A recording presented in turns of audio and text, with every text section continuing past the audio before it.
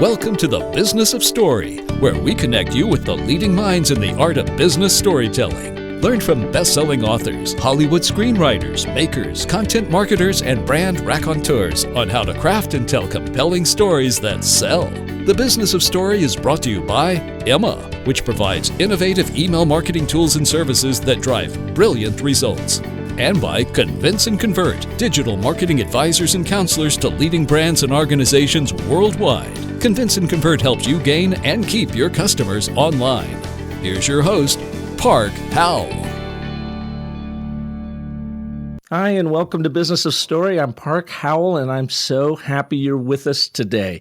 Now, if you've been following Business of Story, we're in about our 60th episode, and we have a guest today that is going to be covering a subject we have not yet covered, and that is crisis story management. You're going to want to stick around because, this is really a fascinating guest, and boy, do we have a lot of crises going on around us. Wells Fargo, Samsung, we'll talk about a number of things, and you're going to want to hear the show because it goes back to that idea of you got to own your story, and you have to own your correct story because it plays out in front of you, and it's that story that you live into and hopefully prosper from. But if you're telling yourself the wrong story and your people the wrong story, that's going to manifest itself as well. And so we're going to cover that great length today. Now, I had a chance to meet our guest while I was whizzing across the northern Arizona in our car. We were on I-40 heading for New Mexico. My wife has, her aunt and uncle have a winery out there called the Wines of the San Juan. It's on the San Juan River, and at the end of the last weekend of every September, they have a harvest festival.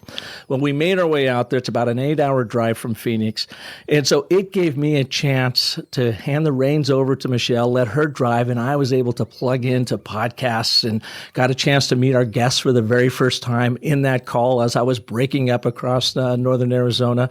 And she was so fascinating about the things going on and her approach to crisis story management that I created a crisis in our own life and said, I got to get you on the show.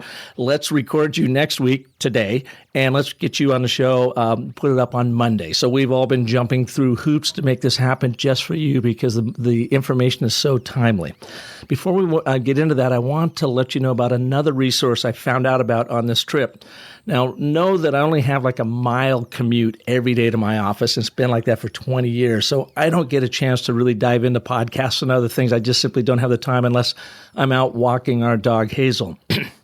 So as I was cruising, through Holbrook, heading towards New Mexico, Farmington, I found this brand new podcast by NPR called How I Built This. It's fabulous. It's by Guy Raz, and you might know Guy Raz from the TED Radio Hour, one of my favorite all-time podcasts. And in fact, the TED Radio Hour, he brings in 4 or 5 different TED guests to talk about a particular subject. And on our library of resources on businessofstory.com, I have a link to one of his shows there, all about the hero's journey and the universal structure to storytelling. So I'm a big fan of Guy's, and he just came out with this fabulous new podcast. You have to hear it because he has business storytellers on there sharing their stories like you've never heard it. It's just a fabulous example of how you can use story to help share your brand. So for instance, he have Kathy Hughes on there who created Radio One, one of the largest syndicated or largest radio station broadcast companies. And she started this as a black woman back in the 1950s. So imagine everything that she has had to overcome to make this happen. Well, she eloquently tells her story about how this all goes down. He also had Kevin Systrom and Mike Krieger on, the founders of Instagram. And it's actually quite a hilarious story of how they cobbled Instagram together and where they built it and how they've built it today, working through Facebook and yet still keeping their character around the Instagram brand story. And then finally, I think my favorite of all was Sarah Blakely of Spanx. This woman is an absolute gifted storyteller. Her story is amazing in how she came up with the idea, what she had to do to actually get it to fruition, how she sold Neiman Marcus for the very first time by inviting the purchaser into the bathroom with her to demonstrate Spanx. It's really great. Anyways, I highly recommend How I Built This, the brand new NPR podcast, because I think it's business storytelling at its best. So with that, let's jump in today's show. I was introduced to our guest today through our wonderful producer, Jess, over at Don't Panic Management. And like I said, we had a chance to talk on the phone as I was racing across Arizona, and I was kind of breaking up, but I was so excited about what she had to tell me. Her name is Melissa Agnes, and she is part of the team at Agnes Day, all about crisis story management. And as we were chatting about some of the crazy stuff that's happening in our lives or that we're watching right now, everything, again, from Wells Fargo, Samsung fires with their Galaxy Note 7s, even what's happening in the campaign trail. I just got so excited saying, I got to get you on the show. So today we're going to talk about owning that brand story in the right ways and the authentic ways, and what happens when you don't own it properly. And then we're always going to have conflict and crises in our lives. It's just the way it works. How do we deal with that as brand storytellers to be prepared and to mitigate the damages that are going to come out of a crisis, no matter what's happening, whether we caused it or whether it happened to us? So, Melissa, welcome to Business of Story. It's great to have you here. Great to be here. Thanks for such a kind introduction, Park. Well, I was laughing. You and I were chatting when I first called you, heading across there. I was breaking up, and you jumped on the phone, and you said, "Hello, Melissa here." And I said, "Hi, would you put Melissa on, please?" And you go, "This is me." And so I had to crack up because I thought, well, all right, we're right in the middle of a crisis communication just on our initial connection. But can you give us a little bit of background about you? You've got a terrific TEDx talk I was watching, TEDx Los Angeles, really interesting.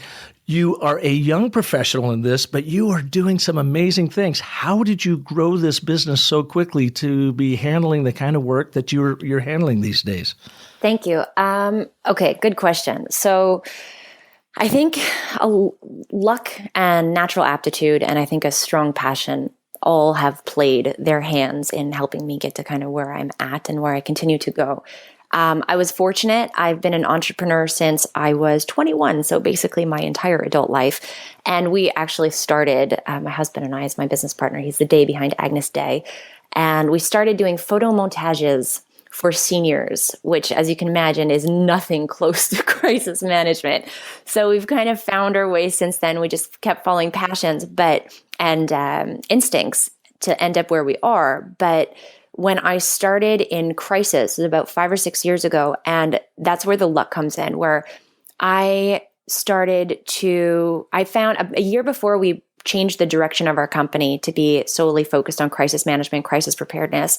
We weren't doing photo montages at that time, so we didn't just completely skip over to jump into that. But I kind of just found crisis management through a chapter in a book that touched on real-time comms. It didn't even touch on crisis, but it touched on real-time comms, and it just got me thinking.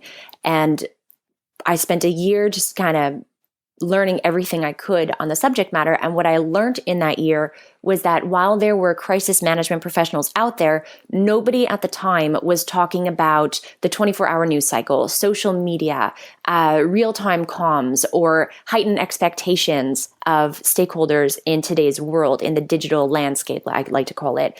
So what I did, you asked about how did I get myself out there.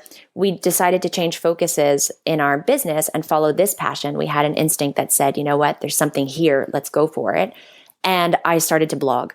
Mine was the first blog globally that really only talked about this new era in crisis management, not just the risk, but also the opportunity that it presented to organizations to tell their story, to get ahead of the news cycle if they tell their story correctly, to understand stakeholder expectations, and to leverage real-time comms between stakeholders to better tell their story, but also to streamline their communications and right into the pockets of their stakeholders rather than waiting for the media to do so with their own twist and sensationalization. So real-time comms is when people, not only just the media, but regular standby, the citizen journalist can get a hold of the story and blow it up. Exactly. And as mine was, so I was doing this 5 days a week. I was blogging 5 days a week, 5 blog posts a week. And that's where the luck came in, where because it was right time, right place, first globally to really tackle this just completely head on and without stopping. I had all of these, I was lucky. I had all of these wonderful, lifelong, career crisis management professionals that came to me and said, listen, we're nearing retirement. We don't necessarily know if this whole social media real-time communications thing is a fad or a trend or it's what's just a going to trend. happen. Yeah, exactly. And we don't necessarily want to learn it, but we're smart enough to know that our clients need this now. So how can we work together? How long ago did you start this? This was about 6 years ago. Where we started. So before merging into this company, we were doing web strategies. So we were still in the social media realm. We were in branding, developing websites. And we decided that we weren't having so much fun. So I really believe in being niche focused. And so we decided, I kept turning to Colt, my husband, and saying, there's something here. We got to go with it. And he trusted me and said, let's go. And right place, right time. At the onset of getting out there, getting ourselves out there, I got to work with these incredible mentors. They brought me their clients. So I got this incredible client list right from the start and just kept finding a passion in it as we dug deeper, as we went further. And here I am. So yeah, I look at it before social media, so these big crisis stories, they're like dumpster fires. They're out of control, but they're contained. Absolutely. Because brands could contain it within how they approach the media. But now they're like bonfires that can spread and take over, become brush fires, become forest fires, because we all are armed with our own little media truck and our iPhone or, our Samsung, which is its own bonfire, dumpster fire in its own respect. Give us an example of what you've seen where this really played out, where something happened and maybe even before the brand had a chance to respond, it was already out there because of the citizen journalists. Sure. So I think the story that I love to talk about to answer that question is the Boston Marathon bombings. This was a terrorist attack. It was a massive, tragic crisis that Boston PD were thrust in the midst of, right? So within the first 30 minutes from the bombs going off, there were over 500,000 tweets with the hashtag Boston Marathon alone. That doesn't account for any other tweet with any other hashtag or any other tweet without a hashtag or any YouTube video or Instagram picture or Facebook picture or news article. It doesn't account for anything else. So 500,000 tweets with just that one hashtag within the first 30 minutes from the bombs going off.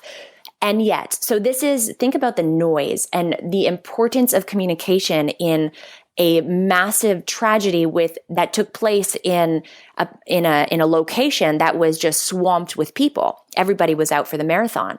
So Boston PD made the very, very wise choice within 5 minutes from the bombs going off. The chief commander, his name is Daniel Linsky. At the time, he was the commander in chief, and he was the incident commander. So he's responsible for managing this crisis on behalf of Boston PD. And within 5 minutes, he got on the line and he said to his team, he goes, "You got to activate social media. We got to be communicating." And as a result of their timely communications and the way that they communicated, Boston PD, which is almost unheard of in a police agency, was able to not just position themselves as the narrative of the story or the credible source of information, they actually positioned themselves as the credible source. So the media wasn't even publishing anything related to this event until they fact-checked it through Boston PD's social media accounts, which is almost impossible, almost unheard of in such a catastrophe, such a viral, incident such as this. So I love that story because we don't expect it from police agencies. I work with police agencies around the world, and this one still blows my mind to really, I spoke with Dan Linsky and he kind of told me his story, and it's captivating. So they must have really had a good plan in place about how, if something were to happen, whatever that might be, how they were going to activate their social media and get after it. That, and they just really understood the realities of today, which in my line of business, I find organizations try to resist. And so they decided to embrace it. Yeah, they have to. I mean, it's scary. We do a lot of work with municipalities out here in something as somewhat benign comparatively, water conservation campaign. And they are now just really embracing social media, but they and their owners or their bosses were very much afraid of it because they say, oh, gee, if we go out there, someone's going to say something negative about us and we don't like that. But, that's just the part of the story that you have to be an active participant in. Otherwise, to your point, they are going to own the narrative and you as the brand, or in this case, the Boston PD, will not. Absolutely. And the risk of that is just far too great in a crisis. Yeah. Let me ask you, I imagine you are brought in for engagements where you have to first understand what is the story of the brand to begin with. Because from there, I would imagine you would be able to kind of pinpoint, they're saying this, but they're actually doing this. This could lead to this particular crisis. We need to be prepared for that. And I'd like to have you talk a little bit about that. And this was really underscored to me several years ago. I was sitting around a table with a bunch of local CEOs of companies, and there was one guy there. He sold pool supplies, these little rubber duckies and, the stuff that you can have fun with around your pool, not necessarily the chlorine and whatever. And he was extraordinarily proud of proclaiming, he says, that I sell cheap shit from China. And he loved to tell everybody that. I think he was making a fortune selling this stuff. Well, he was sitting around this table one day and going on and on and on about how difficult it was for him to find a production manager that could create and produce and distribute these items without them being broken and messed up. And he had just such headaches with all this. He'd gone through like 3 production managers within a year's time, and we were all listening. He was looking for advice from us, and we were all dutifully listening to his story about what he was going through. And it occurred to me. And I said to him, look you own this story of selling cheap crap from China. I know you say it in a jest, but you're proud that you've built a company around this. But don't you see that your group is absolutely living into that? So you're selling cheap stuff and it's going to break. And so I think it's impossible to find a production manager that is going to deliver a good quality product when that's not the story that you proclaim. So to me, that's a small little crisis management situation, but I would imagine that you get into this role of understanding and helping clients first understand their brand story or the stories they're living into to help them forego the crises in the future. Absolutely. Actually, that's a big part of my consulting work. So what I do, I help large organizations implement what I call a crisis-ready culture. So I believe that crisis management, successful, strong crisis management, is not the result of opening up a plan that was, developed I don't know how many years ago, or even months ago, and implementing that plan. I think that successful crisis management starts from the very foundation of the organization and is woven into their story in different ways. So, for example, risk mitigation on an ongoing basis, or something like we see marketing campaigns all the time that lead to gaffes because people didn't risk assess before putting out this marketing campaign or this communications campaign. And a lot of times I'm sitting there going, and then it generates, viral attention, and it's negative attention. It may not be a full-fledged crisis for the organization, but it's an issue that they don't want to have to deal with, or they shouldn't have had to deal with had they done their job right. So I'll always take a step back and say, well, how come communications departments are not trained? Why is risk assessment not a part of their daily business? Why do they get excited about a campaign or some story that they want to share in the form of a campaign, marketing, advertising, content marketing, whatever it may be? But why aren't they asking themselves the questions of, what could possibly go wrong with this? How could this potentially be misconstrued? How could it be misinterpreted? Should we reevaluate the message so that it can't be misconstrued or misinterpreted? Or can we identify the worst thing that can happen and mitigate that? And if we can't, and we still want to go through with our story, then what's our backup plan? What's our crisis management plan if it were to occur? And that's just a small example of weaving that crisis-ready culture right into the mindset and the fibers of the organization. So I do that very, very often. Well, I'd say about 75% of my consulting business is that implementing that crisis-ready culture rather than managing crises in the heat of the moment. And it's what I love to do the most because I get to work really in depth with these organizations and find their story. And so to answer your question, a good way to go about that is there's a lot of different things, and I'll let you kind of guide me for whatever I've said and you want me to dig deeper on. Well, let me ask you this. Why are they not trained? Is this something that most brands think, look at, we've got a great story, we're out there doing good things, our heart is actually in the right place, what could possibly go wrong so we don't have to worry about it? I think so. And I think that it's just not part of the culture right now yet, or maybe it's starting to be. So I speak often to different groups, travel the world speaking, as well as working with organizations, as well as working with students. So I do a lot of guest lectures and stuff. And from my assessment, what I've seen is that people just don't think that way. They get, especially communicators, storytellers, marketers, they get really excited about what they're about to share, the story they're about to share, the campaign they're about to launch, the benefits of it. They believe in the organization. And our minds as human beings, we're not really programmed to be reflexive in the sense that we stop and we say, hey, what can go wrong? Because we're so excited about what's going to go right. And we're not really thinking through that second layer. So I think it's just, I think it's human instinct. And I think it's just the way that it's been taught in school, the way that it's been implemented within organizations. It's just not a part of the process, which is one small thing that I'm attempting to change when I work with organizations. I think that's interesting too, because in academia anyways, you are a communications major or you're a compliance lawyer major. Those two worlds don't come together. So you could see why when you come out in the business world, you are just wanting to find the best stories that are going to sell the most product or put your brand in the best light without thinking about the ramifications of everything else, because, actually ramifications sort of put a damper on good storytelling sometimes. Absolutely. Yeah. So thinking again about brands that live in the stories, how often will you go in and you'll sit down, you're hired for, this relationship, and they share the story with you and it doesn't line up? It doesn't jive with what they're actually doing out there. And it may be, and most often, it's unintentional. We see this in sustainability a lot. Brands get called on the carpet for greenwashing, but it's unintentional. They didn't necessarily mean to mislead a customer or their customer base, but they did by not paying attention to their story. So when you get involved, how often do you have to go in and do some sort of course correction on the stories that they're telling and living into to make sure that they are authentic?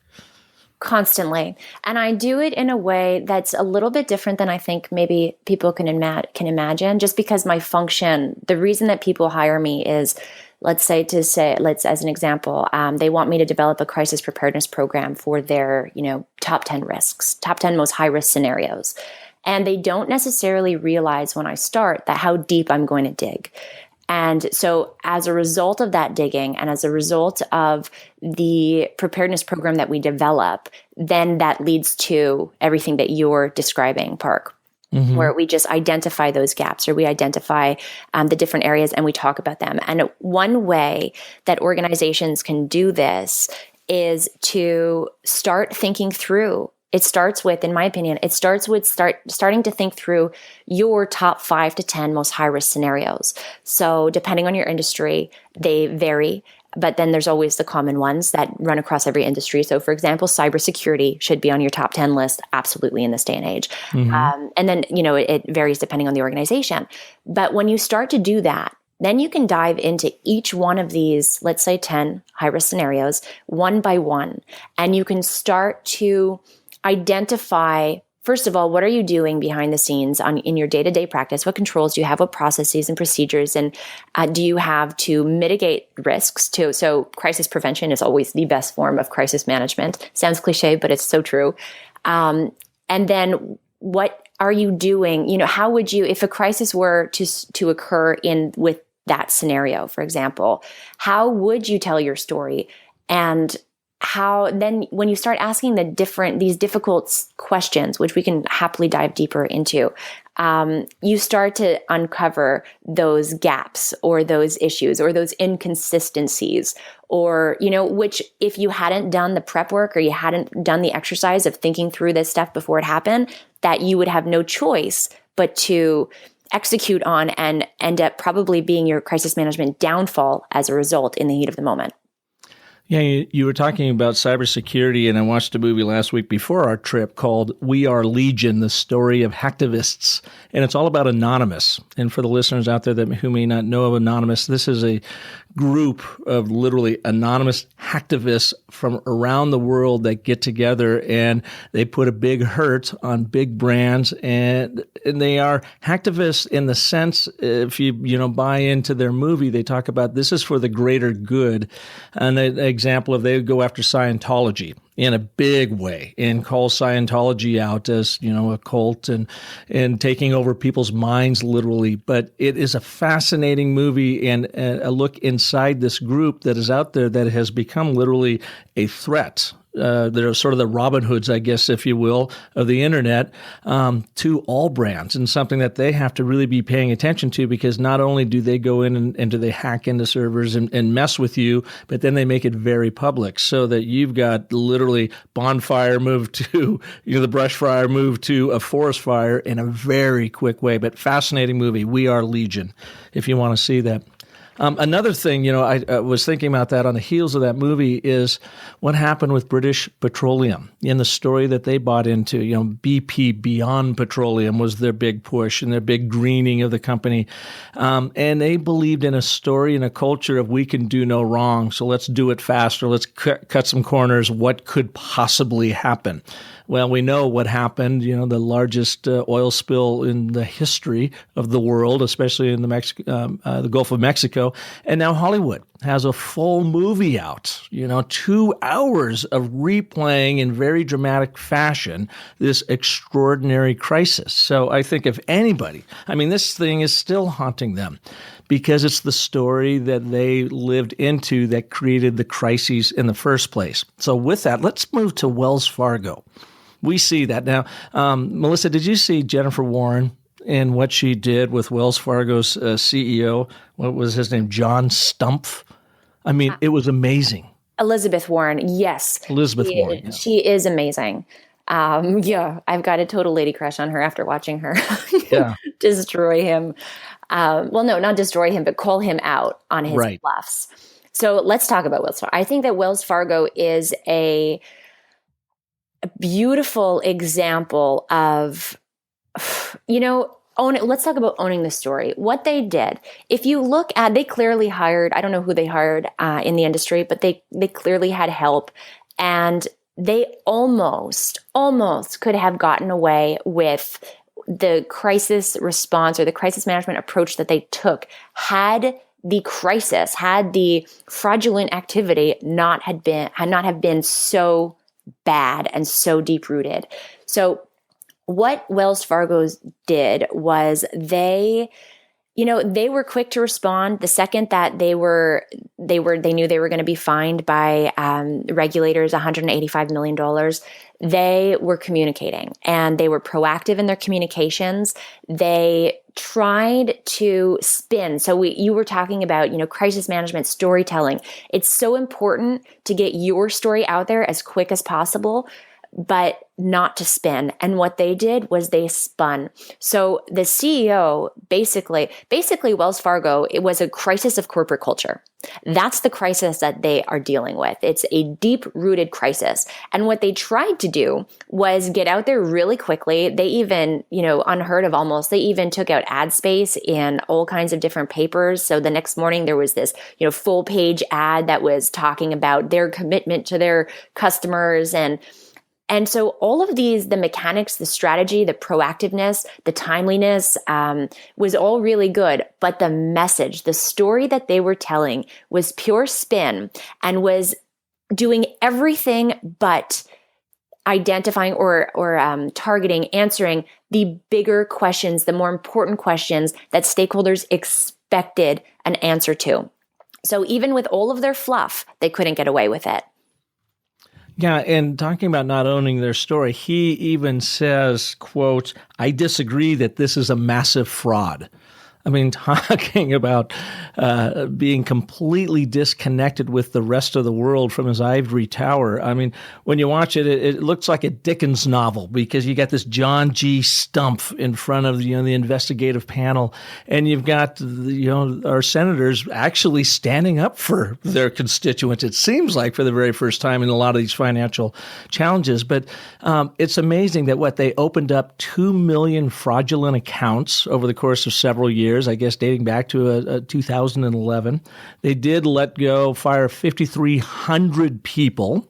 So, I mean, that's a crisis in and of itself, underlings. Absolutely. That's where the corporate culture comes in. And when they were in their crisis communications initially and continuously is they're trying to scapegoat those employees. They're trying to scapegoat and say, well, they were the problem. But it doesn't matter. When you have 53, and they're trying to say that's only 1% of our staff.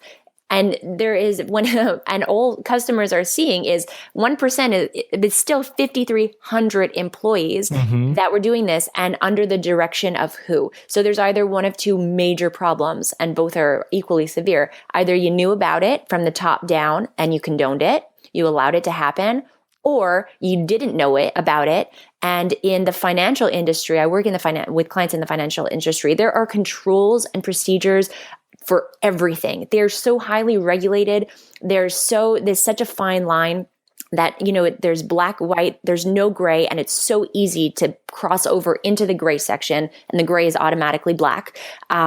So if they didn't know about it, then that's a major, major problem in and of itself as well. So there's no right answer, and yet they never addressed this question in their story, in their communications. Yeah, it's amazing. And now I love the term clawback. They clawed back $41 million of this guy's stocks, and they've shut down his bonuses through the end of the year. But for the very first time, it seems like we're seeing financial leadership actually being called on the carpet and having real ramifications. Yep.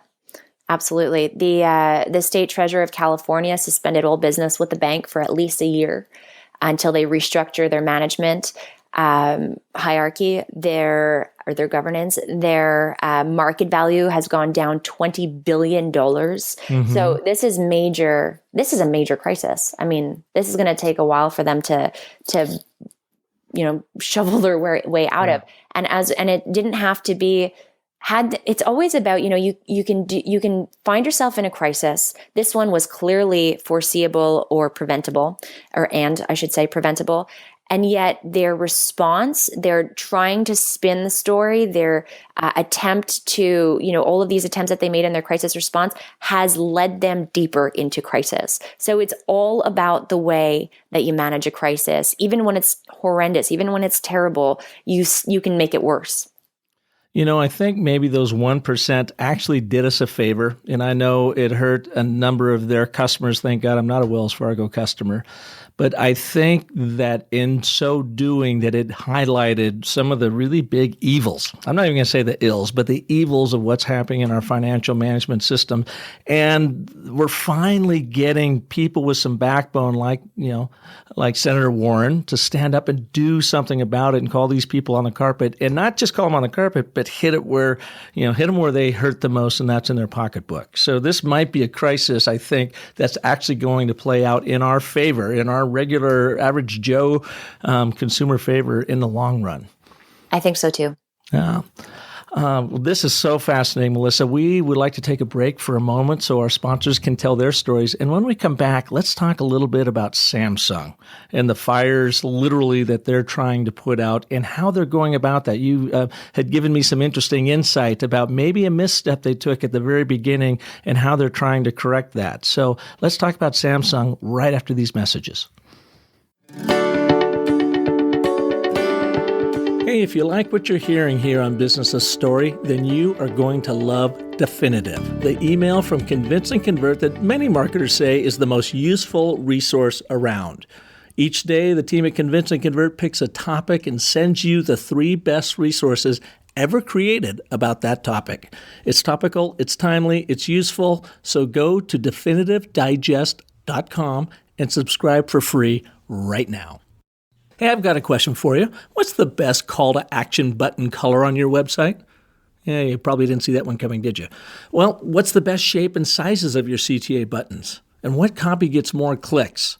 These questions have interrupted my sleep patterns for weeks now, until I downloaded a helpful new email marketing guide from Emma called Why We Click: The Psychology Behind a Great Call to Action.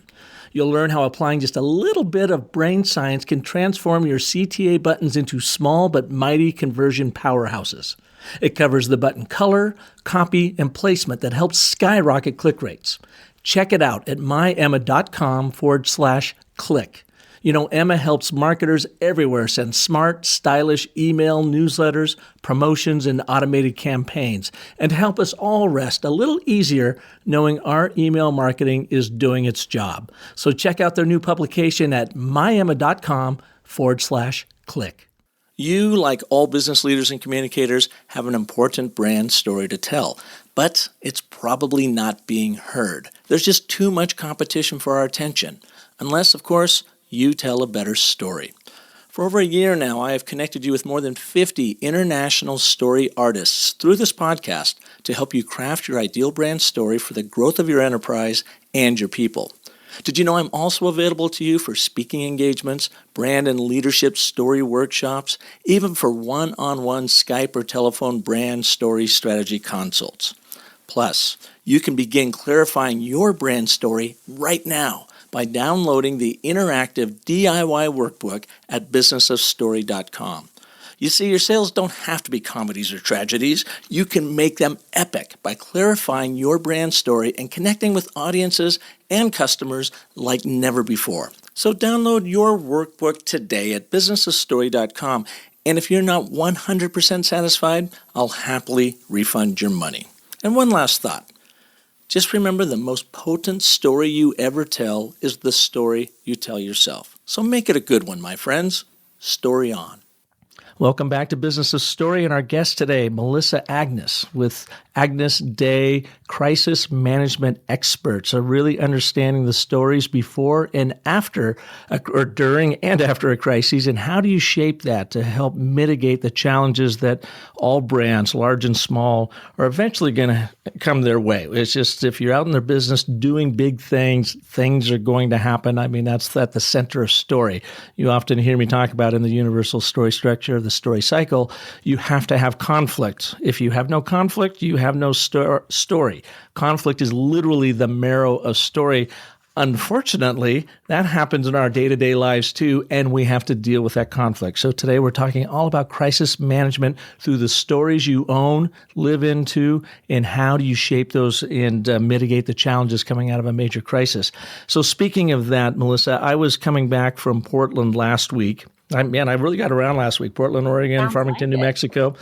And on the flight, both going to and from Portland, I was speaking up at the Sustainable Packaging Conference, the Sustainable Packaging Coalition, really interesting group of brands up there. But there was actually an announcement made before we took off from Sky Harbor and before we came back that said, if you've got a Samsung telephone, they actually said it, then someone corrected themselves, with the Samsung the Galaxy Note 7. I'm an iPhone guy, so I don't even know what they call these things. You must turn it off. You have to turn it off. So I'm sitting there thinking, I've got my iPhone in my pocket, but my God, would I ever buy a Galaxy Note 7 when it is actually could endanger this entire flight of 737 passengers? And I then asked myself, what kind of damage to the brand did that little announcement just do, even sort of subconsciously to people that kind of only heard it out of one ear? And not only did I hear it, of course, going up, but I heard it coming back. So it was underscored to me that this brand of Samsung has a phone that could catch fire in your pocket. So how do you possibly coach a brand like that to overcome such a critical crisis? Recalls are common. I mean, not having a phone that explodes in your pocket, that's not common. But brands that go through recalls for different reasons, whether it's bacteria reasons in the food industry or hazardous reasons in manufacturing, it's kind of common. And one thing, however, this one is different in the sense that, as you just mentioned, Park, I mean, there's literally images out there of people who have suffered major burns on their thighs because their phone was in their pocket and it caught fire, which is kind of crazy. It's insane to think about.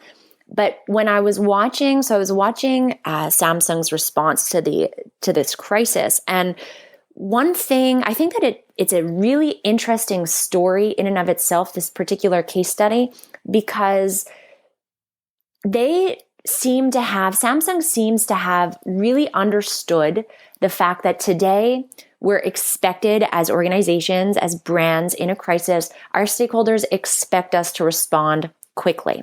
They expect timely communications. The longer you wait to tell your story in a crisis, the more you lose control of the story, the narrative of the crisis, and the more in crisis you will become.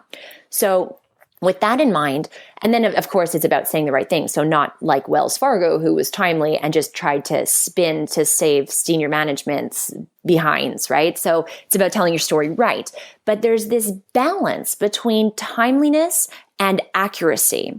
And this is a question I often get where organizations, I'll come out and I'll say, my rule of thumb is that you have 15 to 45 minutes in a crisis from the time the crisis, as a good rule of thumb, develops an online presence to put out your first response. 15 to 45 minutes? How can a brand even react that quickly, Exactly. especially the one the size of Samsung? Absolutely. And so what's key here is to put out your first response, not your official response.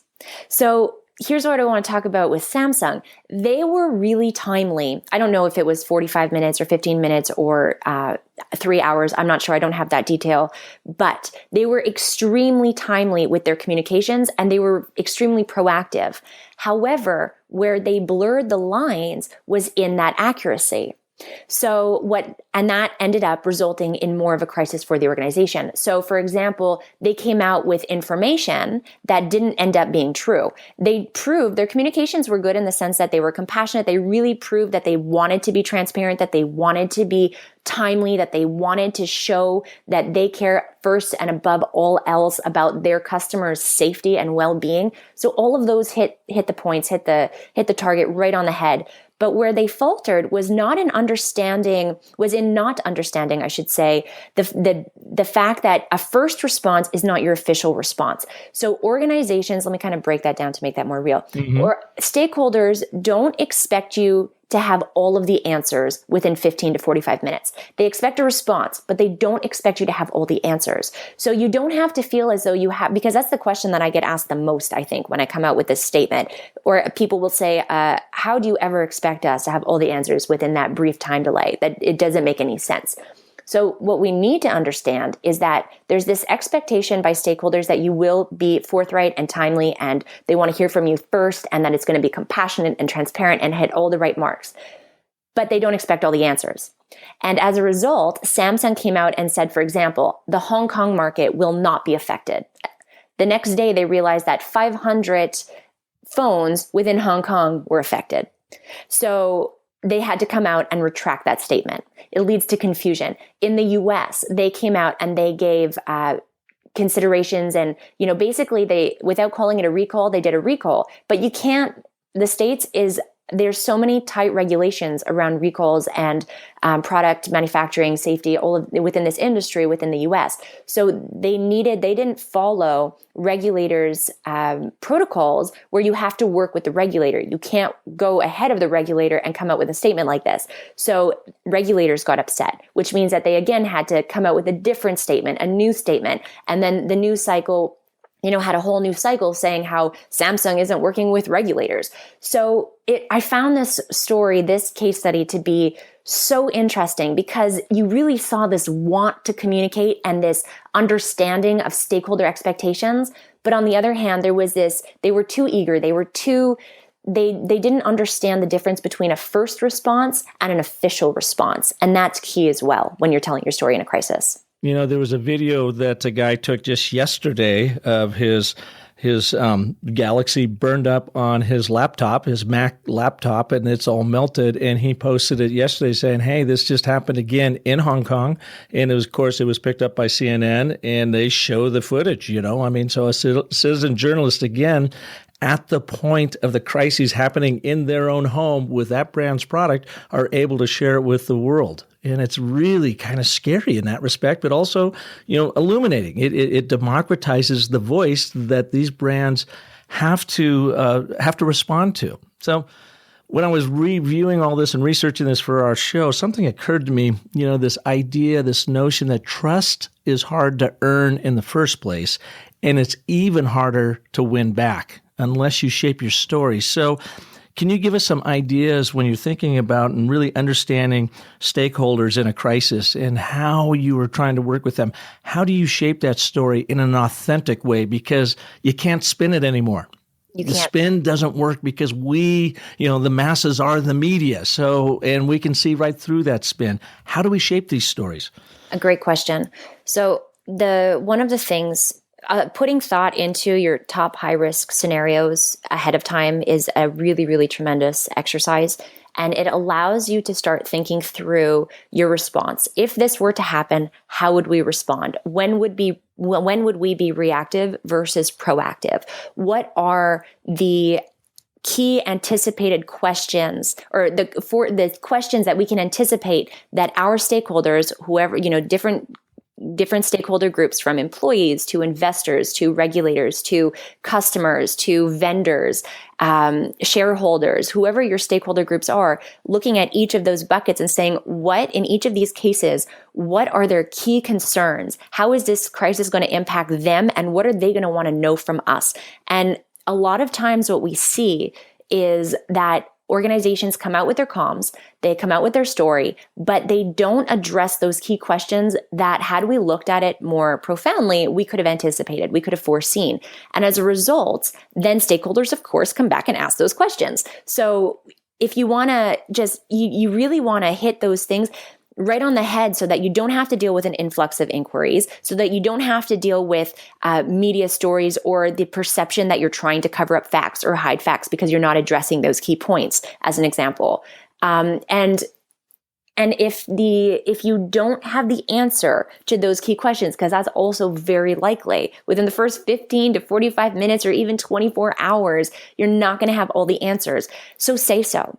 Say that, what you're doing to answer those questions, and when stakeholders can come back or expect to hear from you with the answers. Tell them that you are committed to timely and current, keeping them updated throughout the management of the crisis. And that's what we expect from stakeholders today. Consumers, we expect that. We expect that we're going to hear from the organization. We expect that those communications from the organization are going to be forthright and transparent. We expect that they're going to be consistent, that they're going to be compassionate, that they're going to put us and whatever, issue that they're dealing with above their bottom line, because it all plays into the bottom line. So put your concerns in the right place and show that you're taking the right actions. Your bottom line won't suffer as much. So it all goes hand in hand. But when I mentioned earlier the difference between a first response and an official response, I would just want to make that clear, because that could be, what's a first response and what's an official response, and how do we know the difference? That first response is when you come out and you say, we're aware of this incident. We are currently doing XYZ. Shape this communication with compassion. Answer as many foreseeable, anticipated key questions that you can, and then say when you will be back with further updates. That's your first response. And to your question earlier, Park, where you said, how can brands do that? How can you get out there so quickly with such a response? When you start thinking through your top high-risk scenarios, you can develop those responses in advance. You can have them approved by legal, approved by compliance, approved by the C-suite. And all you do in the heat of the moment is you fill in the blanks for the specifics of the incident.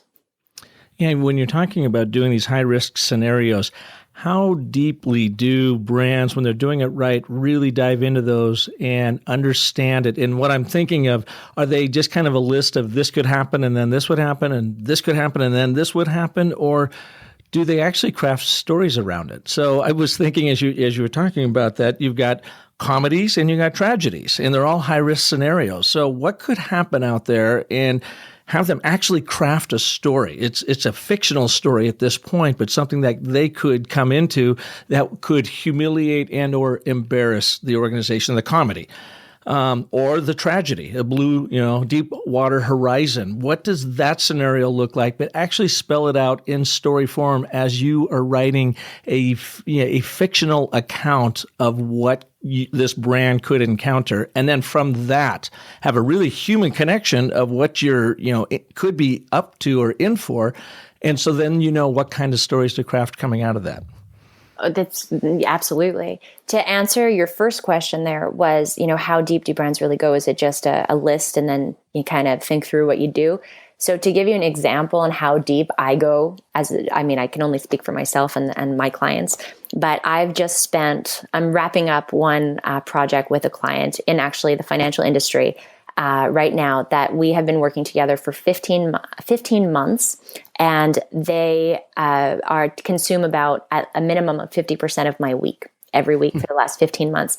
And that is literally what we have developed a crisis preparedness program for their top 10 risks. We have done a deep dive on all of those risks, and to deep dive meaning, so for example, a key man event is one of their scenarios where this means that what happens if something happens to the founder or somebody from the top, and the perception of that. People think, investors are going to think that the business can't run anymore. So how do you deal with that? As a result of thinking through that story, I'll say, how do you shape it? But I want to be clear that it's not how you spin it, how you shape it, how you respond, when are you proactive versus reactive, and what do we need to tell people so that they feel confident in the business and its capability to continue running just as usual in this type of event. You're also finding the exercise of doing this, you're also finding all kinds of different things. So you'll look through legal, you'll look through, investor side letters, for example. Is there some kind of clause in the agreement that is triggered? Is there a redemption trigger that you can stop? You can halt redemptions, for example, just as an example. So to answer that question of how deep you go in this exercise, that's why crisis preparedness really goes to the depths of the culture. Being crisis ready is really a corporate culture thing, not just a book that you pull out in the heat of the moment that has your story shape to it. Because this process of going through these motions allows you to find so many different gaps or issues or even benefits throughout the organization, right through the fibers of the organization, that you can then leverage to tell your story or fix to be able to tell your story better in the heat of the moment. Absolutely. It's just amazing. We have to be ready for everything, and we have to be able to own that story. And like you said, shape it instead of spin it, because when we're spinning, we're not owning it. We're trying to pull some sort of cover over our consumers' minds and eyes. So it's all about owning that story. Do you have like 3 simple tips or 3 things that we should always keep in the backs of our minds as we are either creating stories on behalf of our clients or find ourselves within a crisis and being better prepared to manage and respond to it? So absolutely. So in creating stories for your clients or your organization, I'd say just risk assess. Take the time it's 3 simple questions. How can this be misinterpreted? How could it be misconstrued? What's the worst that can happen? If you ask yourself those 3 questions, just those alone, in each story or each campaign or whatever it is that you're putting out there, you're going to prevent a lot of preventable risks, and you're going to enable your brain to start and your team to start building muscle memory into that quick response and that effective response, not just timeliness, but also accuracy. So that would be one tip, I think, that's important. And then in thinking through and crafting your stories for crisis management, I'd say really dig down deep on your stakeholders. Don't just assume that you know who they are and what they expect of the organization in a crisis. Really go out and figure that out. So whether that means asking them clearly, you're not going to say, hey, if we ever had a cyber attack, what would you expect from us?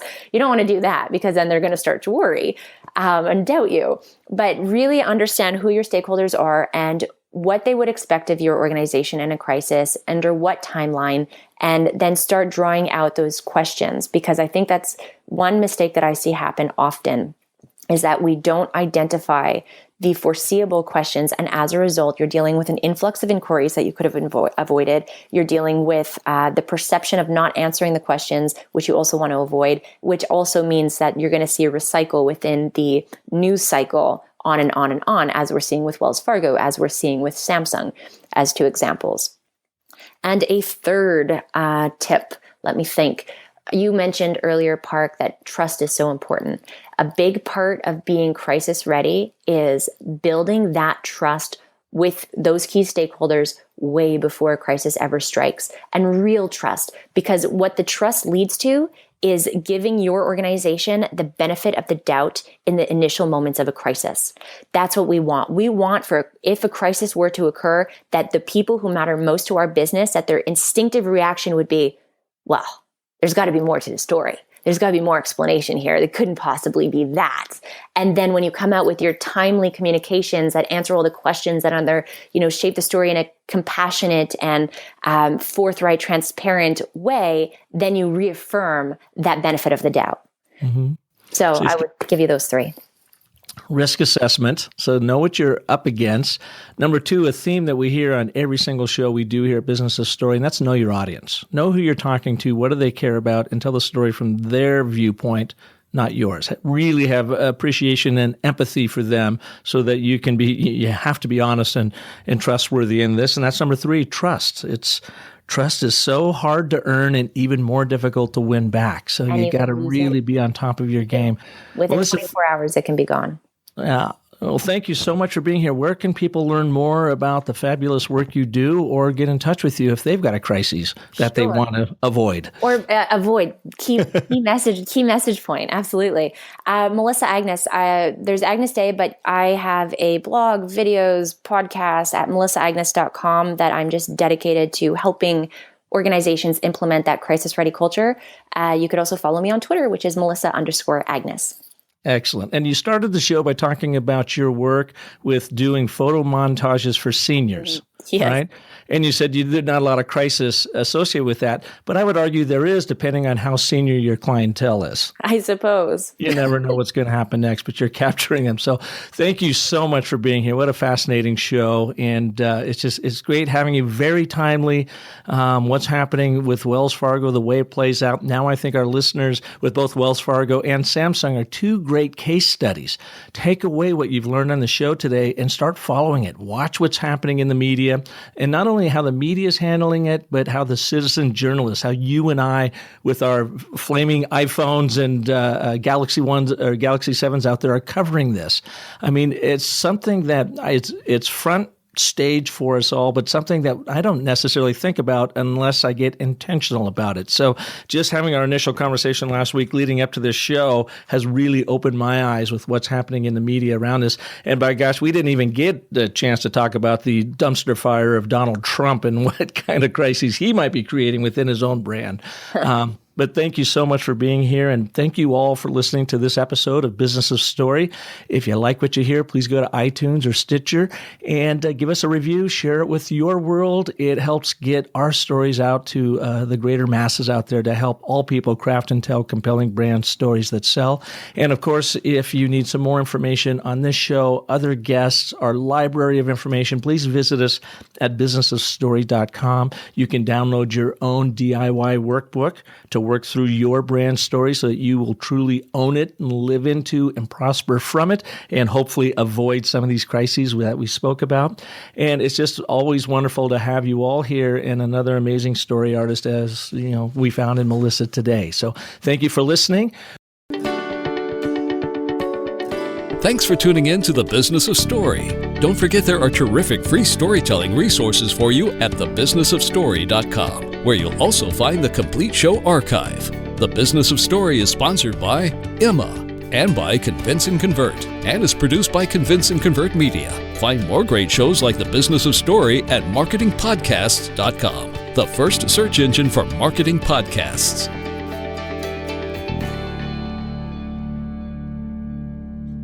Podcast imaging by AudioBag.com.